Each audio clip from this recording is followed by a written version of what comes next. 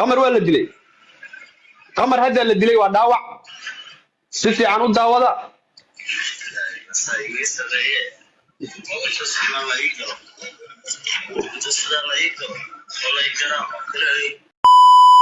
صاحب قمرو dad badan baa idaawanayo aan fariintaada raba hadda inaan gaarsiiyo saaxib yaa sidan arxan darrada ku dilay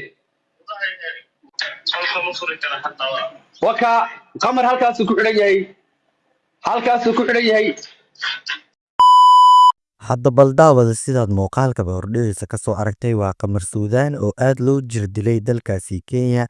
markii booliska Kenya ay qabteen oo jirdil xoogan loo geystay oo aadna u jirdilan haddana qol uu ku xiran yahay si muuqaalkaas ee xooga sir aan ka hay kula wadaag fadlan channelka subscribe dheh gambaleelkan u fur muuqaalka noo like garee wixii fikir aad ka qabtidna qaybta commentiga noo wadaag fanaan oo la leeyahay Qamar Suudaan oo fanaan Soomaaliyeed ayaa dalkaasi Nairobi asoo ku sugan booliskaasi dalka Nairobi inay qabteen aad ay u jirdileen ee garaaceen jilba xataa uu ka jeexan yahay labada jilib jeex aad oo jirdil xoogan loo geystay ilna ay gadid ugu jirto ayaa qol lagu soo tuuray sidaad muuqaalkaba ka arki kartid daabade asigoo ayuu kul video Hussein Oji ayuu ka soo wacay Hussein Oji oo dhanka TikTok live ugu jir ayuu soo wacay uu hadda la wadaagay in adeer waa jirdilanahay dad Soomaaliyeed u baahanay ay caabiyaan ee Soomaali hadii dhowda hali soo diro ama hali gurmado ayuu leeyahay booliska ayaa soo qabtay aadayna jirdileen waxay ugu haystaan ma ogi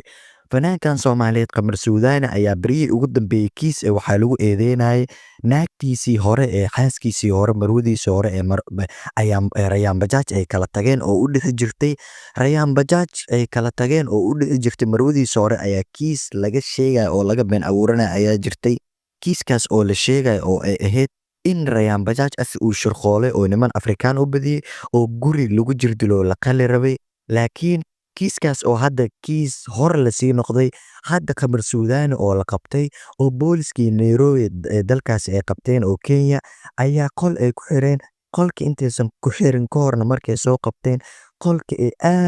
aad ay ugu jirdileen jirdil xoogan ee ugu geysteen jilbaha xataa laga jeexay jeexitaan labada jilib aad in mindi loogu jeexay u maleynaysid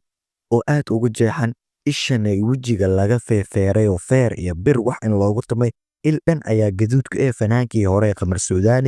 oo badana ee Soomaalida aad u jeclaayeen oo heesa jecel soo qaadi jiray ayaa hadda Soomaalida caawinaad aad u xoogan ka codsanayo maadaama Soomaalida oo caawinaad xoogan ka codsanayo in ay u gurmadaan gurmad ayuu aniga baahana ayuu leeyahay Soomaali meel walba ay joogto qolkaas ayaa ku xiranahay waana katiinad ayaa ku xiranahay qolka katiinad albaabka silsilada ayaa qolka lagu xiray markii la jirdilay ayaa waxay ku iloobeen taleefankiisa ayuu Hussein Oji live ku jira soo wacay oo kul video ka soo wacay waa jirdilanahay Soomaaliha isoo gurmata ayuu leeyahay meesha ku xiranayna ma ka warqabi niman Kenyaati oo askar oo wadanka u dhashtay ayaa soo qabteen wax lagu haastana ma ogay ma ka warqabi hali soo gurmada ayuu leeyahay Soomaaliya bal ha loo gurmado gurmad ayuu u baahan yahay fanaanka Soomaaliyeed ee Qamar Suudaan marka aan u duceeyno intaan wax u awoodin in uu Ilaahay meeshaas ka soo samata bixiyo oo gacantaas cadowga oo gaalada inuu Ilaahay ka soo samata bixiyo